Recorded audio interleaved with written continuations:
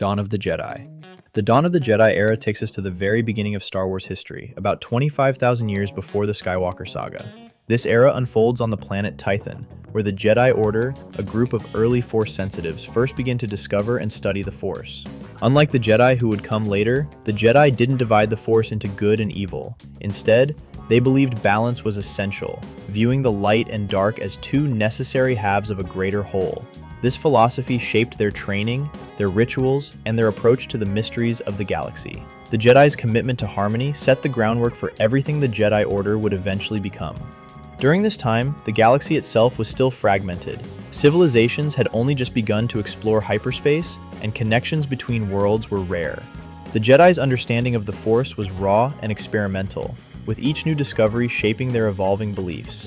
These early Force users developed meditative practices and combat disciplines that reflected their balanced worldview, but the constant tension between light and dark hinted at future conflicts. Some Jedi struggled to maintain harmony, foreshadowing the divisions that would define later generations. Canon material for this era is limited, but not absent. While the Dawn of the Jedi period remains mostly a blank slate, it's beginning to take shape in new projects. Elements from the Book of Boba Fett comic have been re-canonized, and James Mangold is directing an upcoming film that will explore this foundational age. Mangold describes his project as a biblical epic, focusing on how the Force was first known, understood, and harnessed. With Lucasfilm's renewed interest, the Dawn of the Jedi stands ready to anchor the saga's earliest legends and answer some of Star Wars' oldest questions. This is experience with the Jedi Ur Previ sees older and the staging all the saga. As the Jedi's search for balance set the stage, the galaxy would soon witness the rise of new institutions and the beginnings of a more unified order. The Old Republic. The Old Republic era covers a vast stretch of Star Wars history, about 24,000 years, from 25,000 to 1000 BBY. It marks the foundation of the Galactic Republic and the formal rise of the Jedi Order as defenders of peace. The Republic began as an alliance between core worlds such as Alderaan and Chandrila, united by ideals of cooperation and stability. Coruscant became the Republic's capital, and over centuries, the government expanded outward through diplomacy, trade, and at times, warfare. At the same time, the Jedi Order emerged from its Jedi origins and pledged themselves as guardians of peace at the Republic's founding around 25,000 BBY. The Jedi established their code and council, focusing exclusively on the light side of the Force. This new commitment defined their role as the Republic's protectors and moral guides. The Jedi built their first temple on Ahch-To, drawing inspiration from ancient orders like the Dai Bendu, who influenced their philosophy and even the Republic's symbol. As the Republic grew, the Jedi became a stabilizing force, but their presence also attracted resistance from those who opposed the Republic's expansion. Conflict was a constant theme of the Old Republic era. The Hundred-Year Darkness, around 5000 BBY, marked the first major schism, with rogue Jedi experimenting with forbidden dark side techniques. This led to the exile of the first Sith Lords, who would go on to establish their own order on Korriban. Over the millennia, the Republic faced threats from the Zygerian slave empire, the Mandalorians, and recurring Sith uprisings. The Mandalorian Wars scorched worlds like Mandalore, while the Jedi Civil War and the rise of the Darksaber, created by Tar Vizsla, the first Mandalorian Jedi, left lasting marks on galactic history. Many stories from this era come from Legends material, especially the Knights of the Old Republic games, which introduce characters like Revan and Darth Malak. Revan's story, a Jedi who fell to the dark side, became a Sith Lord, and was ultimately redeemed, remains a fan favorite, though Revan's identity in Disney canon is currently ambiguous. These tales explored the shifting boundaries between heroism and villainy, and the moral complexities facing both Jedi and Sith. Despite frequent defeats, the Sith continually rebuilt, but their infighting led to near extinction. Darth Bane, recognizing this, created the rule of two, one master, one apprentice, shifting the Sith's approach from open warfare to secrecy and manipulation. This change marked the end of the Old Republic era, setting the stage for a new chapter in galactic history. With the Republic and Jedi Order now firmly established, the galaxy was poised to enter an age remembered for its peace, prosperity, and the height of Jedi influence. The High Republic. The High Republic era, spanning from 500 to 100 BBY, marks a period when both the Galactic Republic and the Jedi Order reached their highest point of influence and ambition.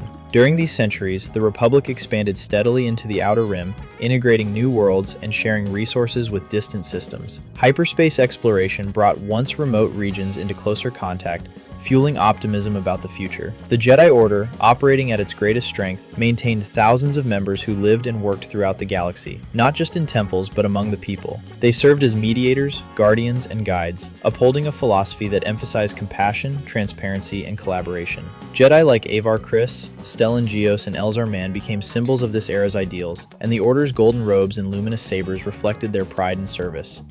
This period is brought to life through a wide range of stories in books, comics, and on screen, including the children's series Young Jedi Adventures and the upcoming Disney Plus series The Acolyte. These interconnected tales introduce a cast of diverse Jedi and showcase the Order's daily challenges as it tries to keep pace with the Republic's rapid expansion. The Jedi, while separate from the Republic's government, worked in close partnership, often mediating disputes or responding to crises in frontier settlements. Their presence on space stations and outposts across the Outer Rim demonstrated a commitment to peace and stability, even as the galaxy's edges remained unpredictable.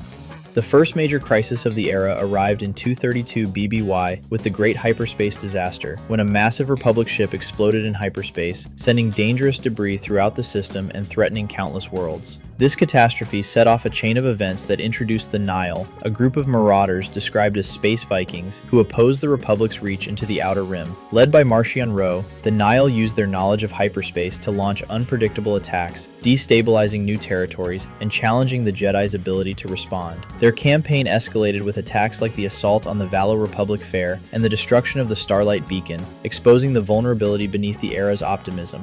While the Sith remained hidden, the Jedi sensed a growing darkness but could not identify its source.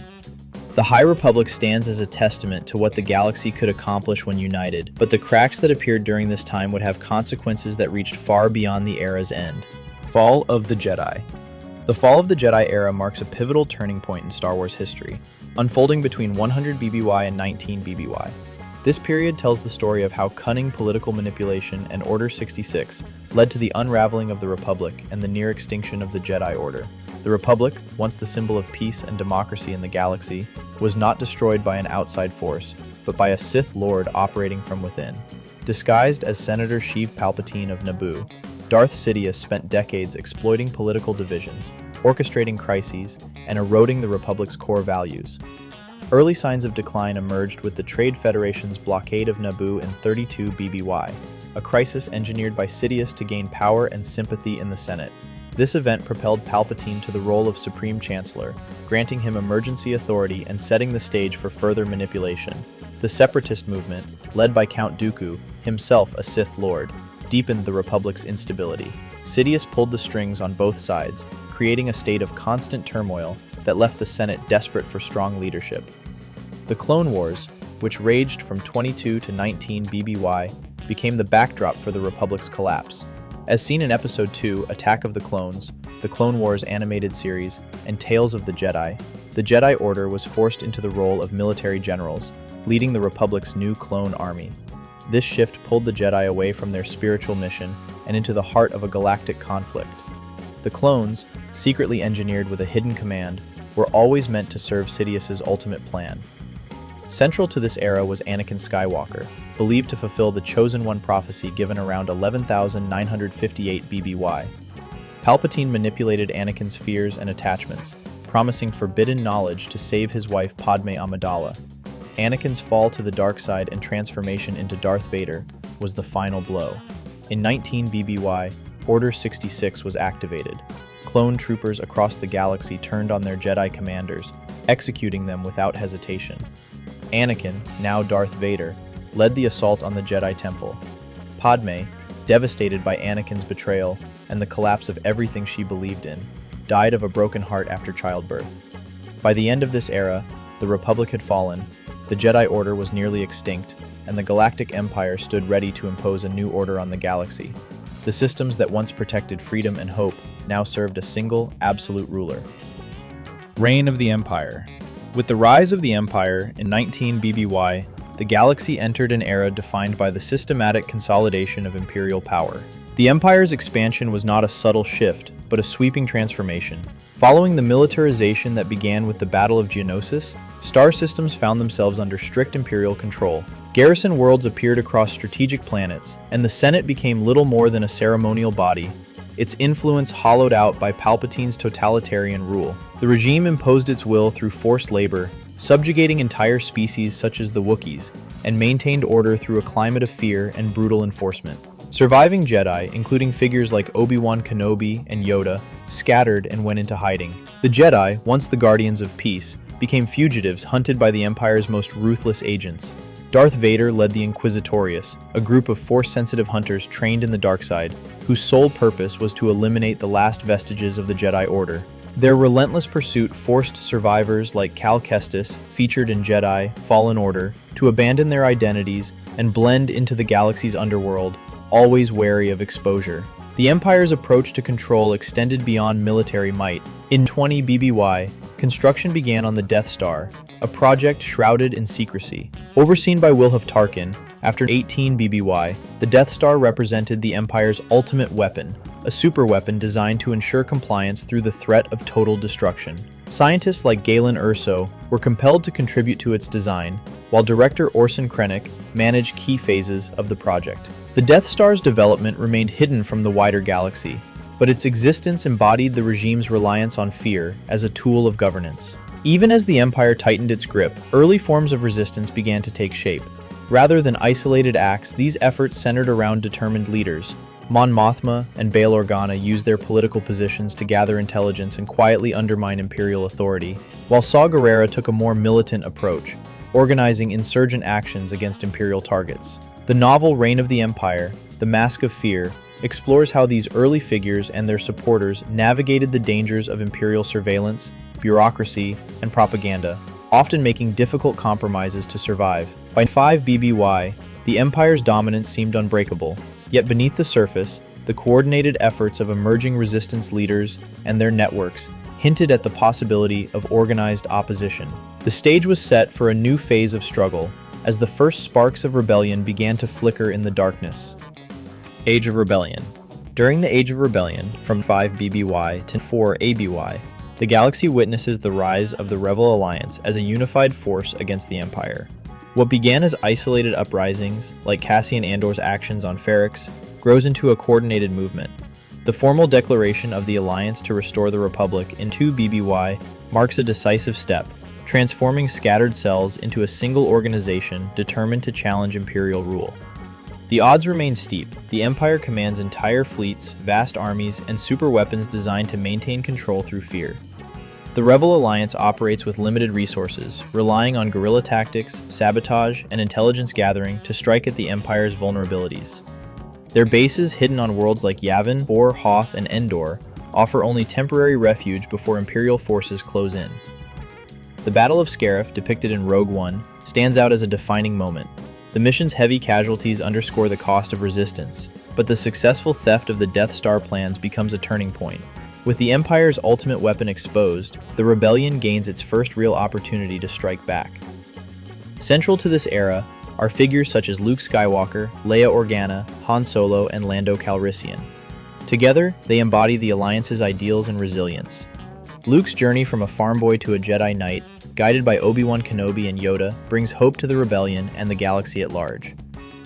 The revelation that Darth Vader is Luke's father adds emotional weight, challenging Luke's resolve and underscoring the personal stakes of the conflict. Leia's leadership and strategic mind, Han's shift from self-interest to commitment, and Lando's resourcefulness all play critical roles in the Alliance's survival and victories.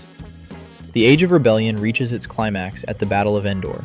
The destruction of the second Death Star, the death of Emperor Palpatine, and Darth Vader's redemption mark the end of the Empire's reign. The rebellion's victory restores hope, but the collapse of Imperial authority leaves the galaxy facing the uncertainty of what comes next, as the challenge of building a new future begins. The New Republic. The New Republic emerges in 5 ABY, founded after the Rebel Alliance's victory and the decisive Battle of Jakku. This battle, fought on the barren world of Jakku, marks the final major clash between the New Republic and the last organized Imperial forces. With the Empire's defeat, the New Republic sets out to rebuild a galaxy fractured by decades of authoritarian rule. Its leaders, including Mon Mothma, design a government that deliberately avoids the centralized power and militarization that enabled the rise of the Empire. Member worlds gain significant autonomy, and the Republic's military is intentionally scaled down, reflecting a deep commitment to peace and distrust of concentrated authority.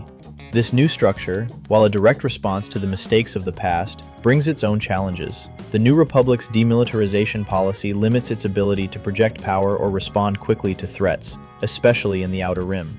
As a result, Imperial remnants, warlords, former officers, and loyalists carve out territories beyond the Republic's effective reach. These factions operate in the shadows, consolidating power and waiting for an opportunity to strike back. The Mandalorian, the Book of Boba Fett, Ahsoka, Skeleton Crew, and Dave Filoni's upcoming film all explore this turbulent period, showing the New Republic's struggle to maintain order while coping with limited resources and persistent unrest. Characters like Moff Gideon exemplify how former Imperial leaders exploit the Republic's weaknesses, running covert operations and challenging the fragile peace.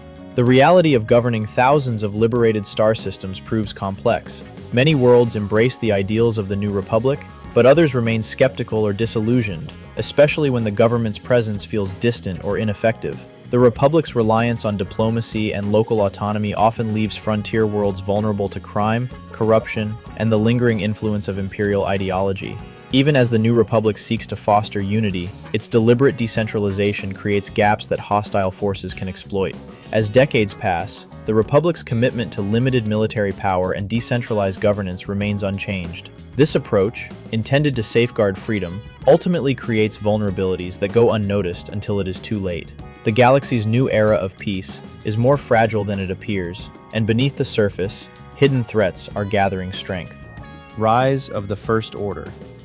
The rise of the First Order era, spanning from 34 to 35 ABY, brings a rapid and dramatic upheaval to the galaxy's balance of power.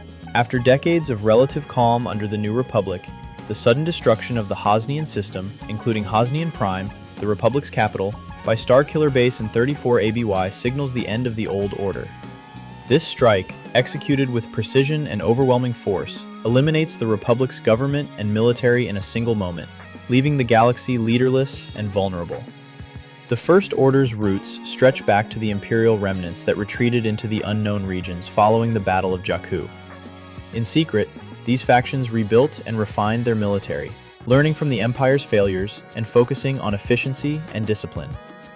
By the time they emerge, the First Order is not a scattered remnant, but a formidable power, prepared to seize control.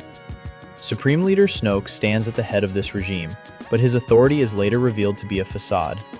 Snoke is a puppet, created and controlled by the resurrected Emperor Palpatine, who manipulates events from Exegol with the aid of the Sith Eternal Cult. The First Order, unaware of the full extent of Palpatine's plans, becomes the instrument for the Sith's return. Amid this turmoil, Rey, a scavenger from Jakku, discovers her Force sensitivity as the conflict intensifies.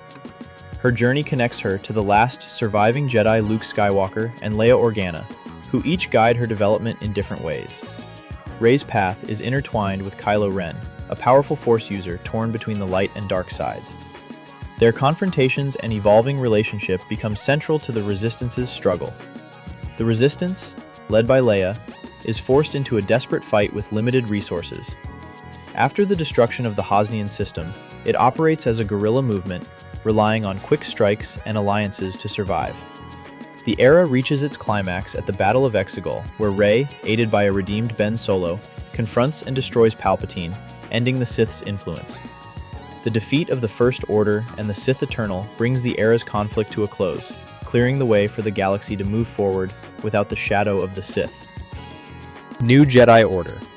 The New Jedi Order era unfolds around 50 ABY, marking a new beginning for the Jedi and the galaxy as a whole. With the Sith finally gone, this period stands apart from any that came before. For the first time, the Jedi can rebuild without the looming threat of ancient enemies, allowing their philosophy and purpose to evolve in ways never seen in galactic history. Rey Skywalker stands at the center of this transformation. As the last trained Jedi, she carries the responsibility of restoring the Order, but she does so with a perspective shaped by both her own experiences and the failures of those who came before her.